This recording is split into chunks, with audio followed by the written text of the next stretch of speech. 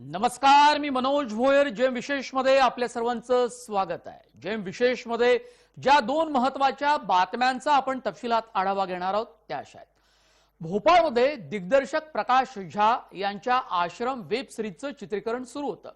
त्याच ठिकाणी बजरंग दलच्या कार्यकर्त्यांनी जीवघेणा हल्ला केला. दिग्दर्शक प्रकाश झा यांच्या तोंडावर शाईफेक सुद्धा करण्यात आली आणि भाजपनं सुद्धा याचा विरोध केला.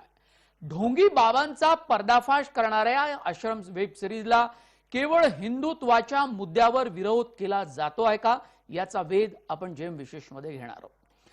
आर्यन खानच्या जामिनावर पुन्हा बुधवारी सुनावणी होणार आहे. मंगळवारची रात्र आर्यन खान आणि बाकीच्या आरोपींना तुरुंगातच घालवावी लागणार आहे. आर्यन खानच्या जामिनासाठी त्यांच्या वकिलांनी म्हणजेच मुकुल रोहतगी यांनी जोरदार युक्तिवाद केले, तर एनसीबीनेही त्याला विरोध केला.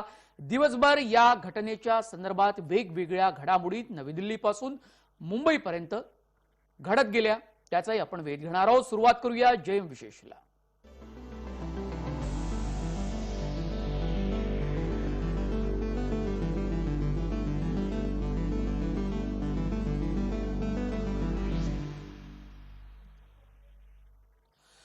भोपाळमध्ये रविवारी सिने दिग्दर्शक प्रकाश झा यांच्या आश्रम 3 या वेब सिरीजच्या चित्रीकरणादरम्यान बजरंग दलाच्या कार्यकर्त्यांनी अचानक घुसून हल्ला केला. या दंगेखोरांनी दिग्दर्शक प्रकाश झा यांच्या तोंडावर शाई फेकली. अशा पद्धतीच्या चित्रीकरणाला परवानगी कशी देण्यात आली? परवानगीपूर्वी स्क्रिप्ट वाचली होती का, असा प्रश्न मुख्यमंत्र्यांना विचारणार असल्याचं वक्तव्य साध्वी प्रज्ञा सिंह यांनी केलेलं आहे. भोपाळमध्ये आश्रम 3 या वेब सिरीजचं हे चित्रीकरण सुरू होतं. आश्रम 3 या नावाला आक्षेप घेत बजरंग दलाच्या कार्यकर्त्यांनी चित्रीकरण स्थळी जाऊन हैदोस घातला. त्यांनी चित्रीकरण स्थळी तोडमोड करून प्रकाश झा यांच्यावर शाई फेकली. तेथे उपस्थित काही जणांनी मोबाईलमध्ये व्हिडिओ चित्रितही केले. यामध्ये बजरंग दलाचे कार्यकर्ते हातात काठ्या घेऊन हैदोस घालताना दिसत आहेत. यावेळी एकाला मारहाणी केली जात असल्याचंही व्हिडिओ दिसत आहे. या प्रकरणी 4 लोकांना अटकही करण्यात आल्याची माहिती देण्यात आली.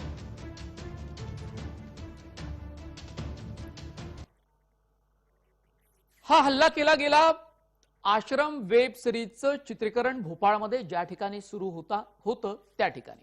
या संदर्भातला आणखी तपशीलही पाहूया.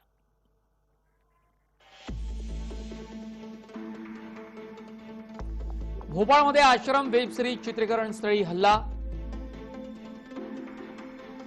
दिग्दर्शक प्रकाश झा यांच्या तोंडावर शाई फेक. आश्रम वेब सिरीजवर भाजप बजरंग दलाचा आक्षेप.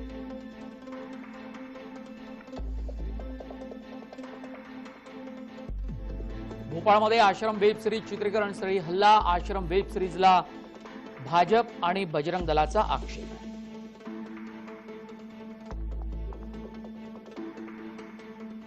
स्क्रिप्ट वाचल्यानंतरच चित्रीकरणाला परवानगी देणार.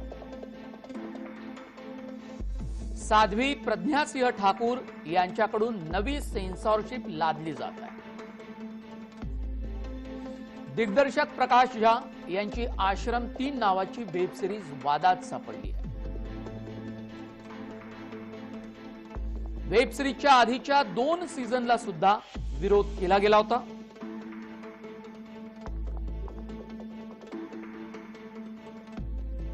हल्ला करणाऱ्या 4 कार्यकर्त्यांना पोलिसांकडून अटक करण्यात आलेली आहे.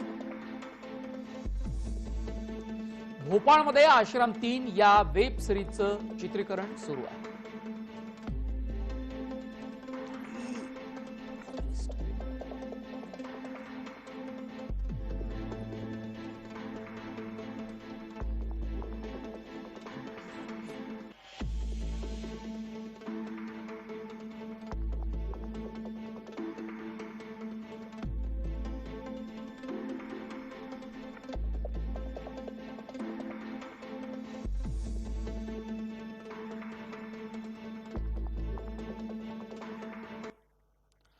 आश्रम वेब सिरीजला भाजपनं विरोध सुरू केलाय। मध्य प्रदेशचे गृहमंत्री नरोत्तम मिश्रा सुद्धा आश्रम वेब सिरीजच्या विरोधातच मैदानात उतरले। त्यांनी सुद्धा आश्रम वेब सिरीजच्या नावावर आक्षेप घेतलाय, त्यातल्या कंटेंटवरही आक्षेप घेतलाय।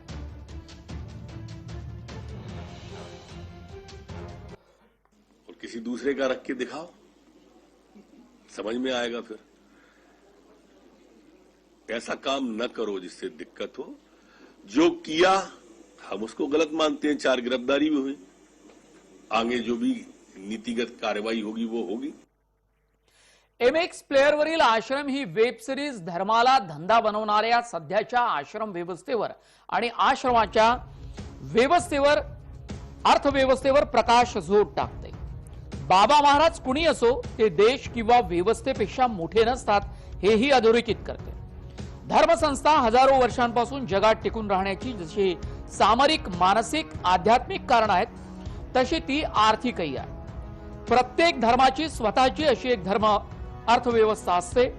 चंद्रास्वामी पासून ते बाबा राम रहीम पर्यंत, तर आसाराम बापू पर्यंत अनेक हाय प्रोफाईल बाबा आपल्याकडे सामान्य लोकांच्या आणि राजकीय चर्चेचाही भाग झाले। सध्या गल्लीबोळात बाबा लोकांचं पेव फुटलंय आणि अर्थशास्त्राचे नियम त्यांनाही लागू आहेत।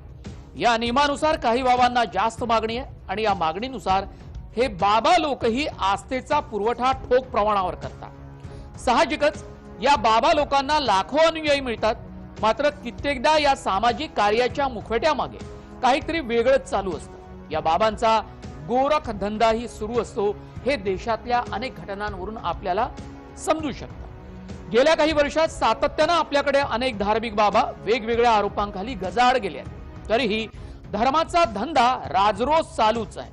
दिग्दर्शक प्रकाश झा यांची आश्रम ही वेब सिरीज अशाच धर्माला धंदा बनवणाऱ्या आश्रमावर आणि आश्रमाच्या अर्थव्यवस्थेवर प्रकाश झोत टाकते।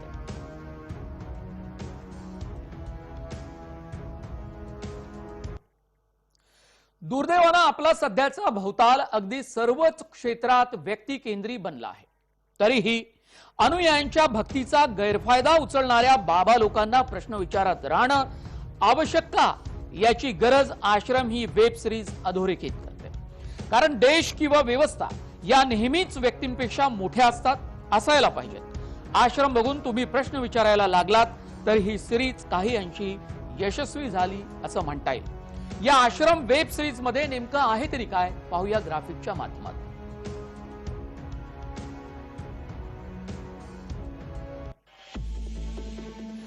दिग्दर्शक प्रकाश झा यांची आश्रम वेब सिरीज।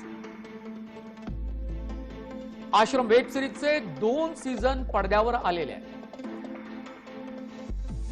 आश्रम वेब सिरीजच्या 3ऱ्या सीझनचं चित्रीकरण भोपाळमध्ये सुरू आहे।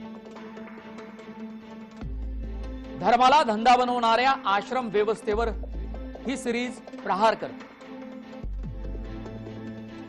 अभिनेता बॉबी देओलनं साकारले ढोंगी बाबा निरालाचं पात्र। आश्रमातल्या साध्वीचं होणारं लैंगिक शोषण सुद्धा या वेब सिरीज मधून दाखवलं गेलंय। राजकीय संबंध वाढवून आश्रमाचा विस्तार कसा केला जातो हे सुद्धा वेब सिरीज मधनं दाखवलं गेलंय।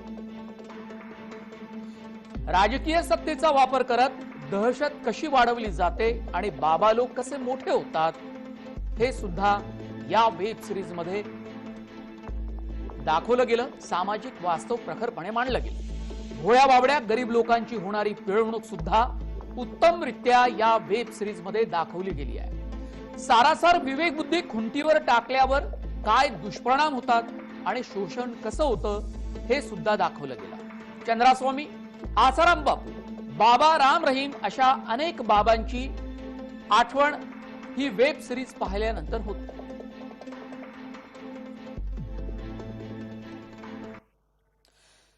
सुरुवात करूया आता या ढोंगी बाबांवर आधारलेल्या आश्रम वेब सिरीजच्या अनेक तपशिलातल्या बातम्यानंतर आर्यन खान प्रकरण।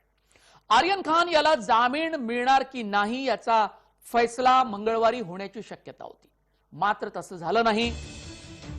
आर्यन खानच्या जामिनावर बुधवारी निर्णय होणार आहे। मुंबई न्यायालयात केलेल्या जामीन अर्जावर मंगळवारीही सुनावणी अपूर्ण राहिली। क्रूज ड्रग्ज पार्टी प्रकरणी अभिनेता शाहरुख खान याचा मुलगा आर्यन खान याला दिलासा मिळू शकला नाही। आर्यन खान, अरबाज मर्चंट आणि मुनमुन धामेचा यांनी जामिनासाठी न्यायालयात केलेल्या अर्जावरील सुनावणी अपूर्ण राहिली।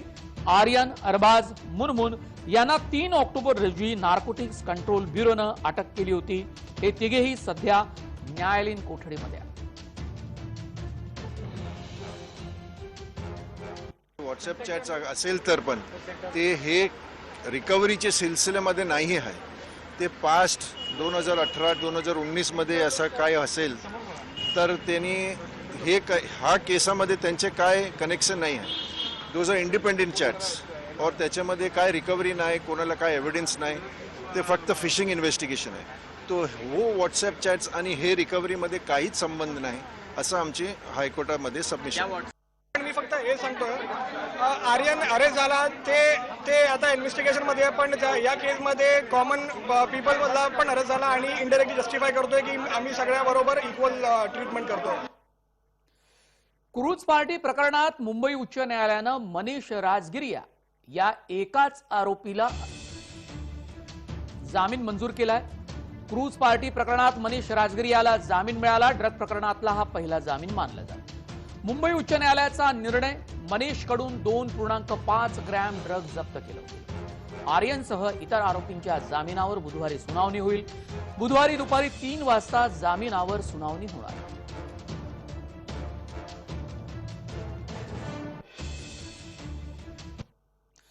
नार्कोटिक्स कंट्रोल ब्युरोचे उच्च न्यायालयातले जामिनाला विरोध करतानाचे युक्तिवाद नेमके काय होते तेही पाहूया। आर्यनच्या जामीन अर्जाला एनसीबीनं विरोध केला। साक्षीदारांना फितवण्याचा प्रयत्न, एनसीबीकडून मुंबई उच्च न्यायालयात जबाबही सादर केला गेला। आर्यन शाहरुख खान प्रभावशाली असल्याचा युक्तिवाद एनसीबीनं न्यायालयामध्ये केला। आर्यन पुरावे बिघडवू शकतो, पुराव्यांवर साक्षीदारांवर प्रभाव पाडू शकतो असं सुद्धा एनसीबीनं न्यायालयात म्हटलेलं आहे। आर्यन केवळ अंमली पदार्थाचा ग्राहक नाही, यापेक्षा आणखी काही वेगळी भूमिका त्याची आहे असा युक्तिवादही त्यांनी केला।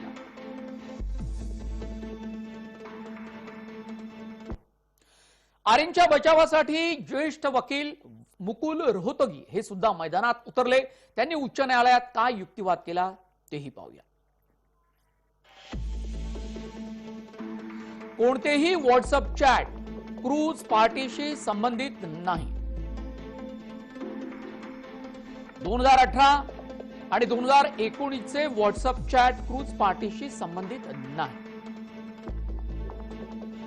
चॅट झाले तेव्हा आर्यन विदेशात होता असा युक्तिवाद आर्यनचे वकील मुकुल रोहतगी यांनी केला। आर्यनने अंमली पदार्थाचे सेवन केलेले नाही। आर्यनकडे काहीही सापडलं नाही। आर्यन विरोधात कारवाई चुकीची, आर्यनच्या वकिलांचा युक्तिवाद, आर्यनने अंमली पदार्थासाठी कुणालाही पैसे दिले नाही। अरबाजकडे 6 ग्रॅम चरस सापडलं। आर्यनची कोणतीही वैद्यकीय चाचणी झाली नाही। आर्यनचा मोबाईल एनसीबीनं जप्त केला, मात्र त्याचा पंचनाम्यात उल्लेख केलेला नाही। मुंबईतील क्रूज पार्टी हा ट्रॅप होता असा खळबळजनक युक्तिवाद न्यायालयामध्ये मुकुल रोहतगी यांनी केलेला आहे। वेळ झाली एका छोट्या ब्रेकची। या संदर्भातल्या आणखी काही बातम्या जेएम विशेषमध्ये आहे। कुठेही जाऊ नका, पाहत रहा जय महाराष्ट्र।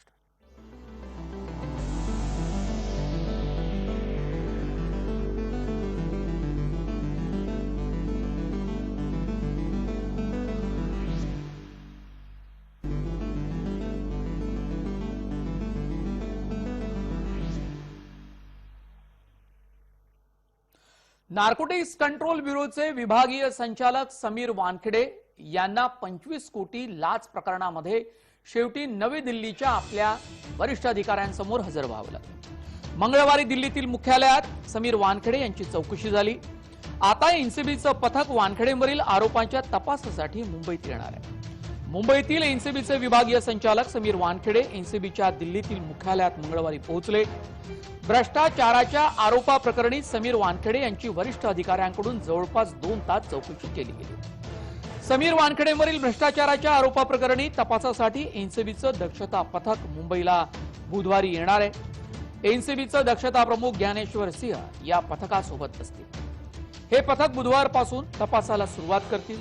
यावेळी समीर वानखेडे यांच्यासह एनसीबीच्या इतर अधिकाऱ्यांची सुद्धा चौकशी केली जाणार आहे, अशी माहिती सूत्रांनी दिली. अभिनेता शाहरुख खानचा मुलगा आर्यन खान याच्या सुटकेसाठी कोट्यवधींची डील झाल्याचा आरोप साक्षीदार प्रभाकर साहिलनं केला आहे. समीर वानखेडे यांनाही यातील 8 कोटी रुपये देण्यात येणार होते, असा खळबळजनक दावा प्रभाकर साहिलनं रविवारी केला. आर्यन खानला सोडण्यासाठी एनसीबीच्या अधिकाऱ्यानं आणि इतरांनी 25 कोटी रुपयांची लाच मागितली होती, असा आरोप केला गेला. या आरोपांप्रकरणी एनसीबीकडून चौकशीचे आदेश देण्यात आल्यामुळे समीर वानखेडे यांची अडचण आणखी वाढलेली आहे.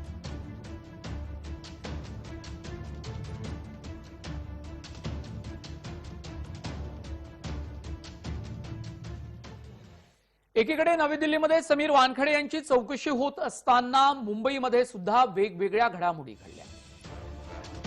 यातल्या तपशिलातल्या सर्वच बातम्या आपण पाहणार आहोत. मंत्री नवाब मलिक यांनी मुख्यमंत्री उद्धव ठाकरे यांची या संदर्भात भेट घेतली.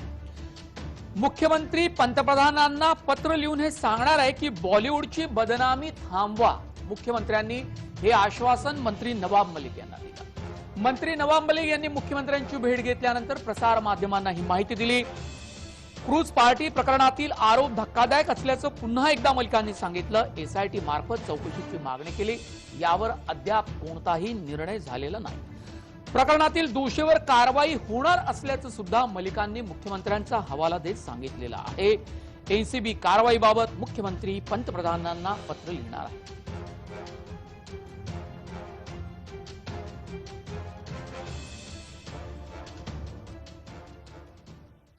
मुख्यमंत्र्यांची भेट घेण्या अगोदर गृहमंत्री दिलीप वळसे पाटील यांचीही मंत्री नवाब मलिक यांनी भेट घेतली.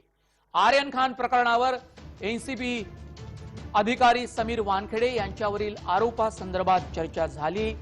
कारण या संपूर्ण प्रकरणामध्ये राष्ट्रवादी काँग्रेस पक्षाची भूमिकाच ही मोठी दिसते. इतर मवियातले मंत्री हे सातत्यानं बोलतातच आहे, पण या संपूर्ण प्रकरणात मंत्री आणि राष्ट्रवादीचे नेते नवाब मलिक हे सातत्यानं समीर वानखेडे यांच्यावर आरोप करून वेगवेगळे पुरावे रोज देत असल्याचं आपल्याला पाहायला मिळतं.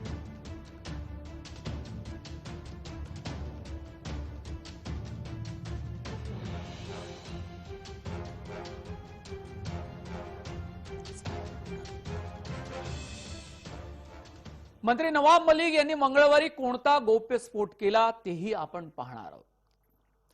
बोगस प्रमाणपत्राद्वारे समीर वानखेडेंनी नोकरी मिळवली असल्याचा नवाच गौप्यस्फोट केला. भ्रष्टाचार उघड करणारं एनसीबी कर्मचाऱ्यांचं निनावी पत्रही ट्विट केलं. एनसीबीच्या अज्ञात अधिकाऱ्यांकडून एक लिफाफा मिळाला असल्याचं मलिकांनी सांगितलं. मंत्री नवाब मलिकांनी ट्विट केलेलं पत्र एनसीबीच्या महासंचालकांना पाठवलं. योग्य ती कारवाई करण्याची मागणी केली. मात्र या पत्रासंदर्भात एनसीबीची भूमिका अधिकृत कोणती आहे हे कळू शकलेलं नाही. नवाब मलिकांकडून ट्विटची मालिका सातत्यानं सुरू असल्याचं आपल्याला पाहायला मिळतं.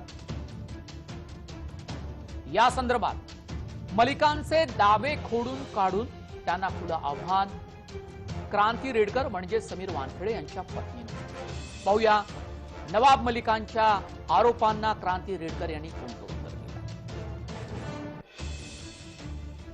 बर्थ सर्टिफिकेट हमने ट्वीट किया है वो असली है. उस सर्टिफिकेट पे दाऊद के वानखेड़े उनके पिताजी का नाम है और गौर से आप देखेंगे तो उसमें इसका मार्क करके बाद में एडिशनल ऑल्टरेशन करने का काम सर्टिफिकेट में किया गया है. मुझे ऐसा लगता है कि उनके पूरे गांव का आप सर्टिफिकेट देख लीजिए, पूरे उनके वानखेड़े परिवार का आप सर्टिफिकेट देख लीजिए, और जो डैडी ने भी दिखाया थे कल और प्रूव भी किया है कि उनकी कास्ट ओरिजिनल है, और एक इंसान सर्टिफिकेट बना सकता है ना, पूरा गांव थोड़ी ना बना लेगा सर्टिफिकेट। सो मुझे ऐसा लगता है थोड़ा रिसर्च उसमें उनका थोड़ा कम पड़ गया, जरा ज्यादा बेटर प्रिपेयर होगा।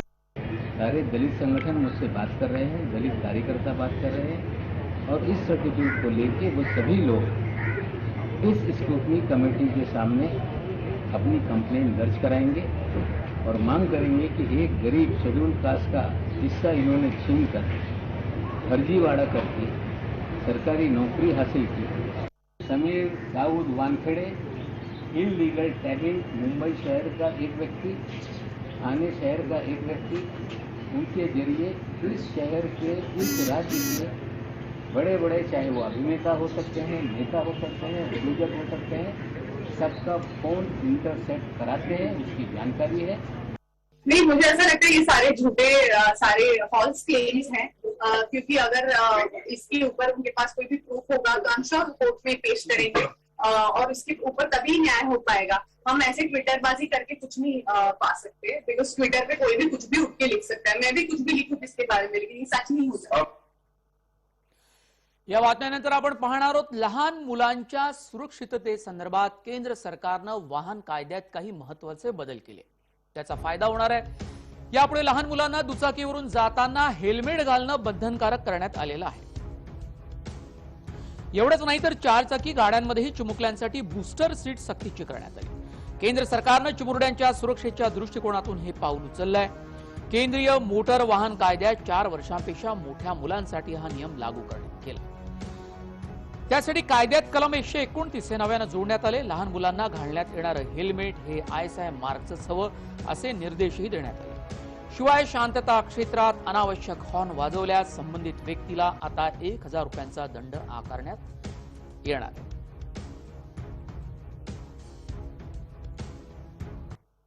पाहूया केंद्रानं वाहन कायद्यामध्ये कोणते बदल केले आणि कोणत्या सूचना आता आपल्याला यापुढे पाळाव्या लागणार आहेत। लहान मुलांना हेल्मेट बंधनकारक, दुचाकीवरून जाताना हेल्मेट सक्तीचं, चारचाकी वाहनांमध्ये चिमुकल्यांसाठी बूस्टर सीट सक्तीची, शीख धर्मियांना पगडी घातली असेल तर हेल्मेट सक्ती नाही। केंद्रीय मोटर वाहन कायद्यात 4 वर्षांपेक्षा मोठ्या मुलांसाठी नियम, चिमुरड्यांच्या सुरक्षेच्या दृष्टिकोनातून नवे नियम, केंद्रीय मोटार वाहन कायद्यात नवे बदल करण्यात आलेले आहेत। कायद्यात कलम 129 जोडण्यात आलं। हॉर्न वाजवल्या संबंधित व्यक्तीला 1000 रुपयांचा दंड यापुढे ठोठावला जाणार। शांतता क्षेत्रात हॉर्न वाजवल्यास जबर दंड आकारला जाणार आहे।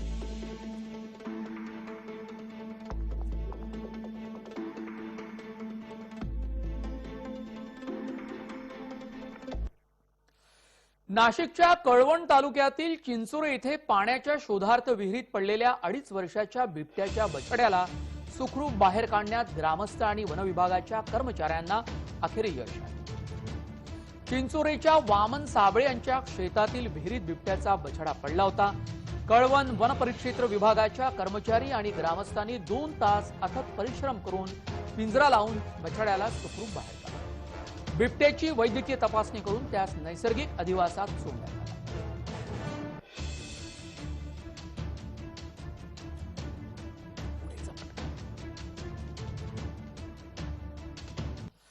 पेंच अभयारण्यात तुरिया गेट जवळ 26 ऑक्टोबर रोजी लंगड्या वाघिणीला पेंचच्या तुरिया गेट जवळून जाताना लोकांनी पाहिलं, म्हणजेच पर्यटकांनी। हरणांचा एक कळपही तिथे दिसला। त्यापैकी वाघिणीनं एक सावज हेरत हरणाची शिकार करण्यासाठी पाठलाग सुरू केला। वाघीण हरणाची शिकार करण्यासाठी पाठलाग करत आहे आणि हरिण जीवाच्या आकांतानं पुढे पळत आहे असा एक व्हिडिओ व्हायरल झाला। विशेष म्हणजे वाघिणीचा शिकारीचा शिकारीच्या प्रयत्नाचा हा थरार तिथे उपस्थित असलेल्या अनेक पर्यटकांनी सफारी दरम्यान पाहिलेला आहे.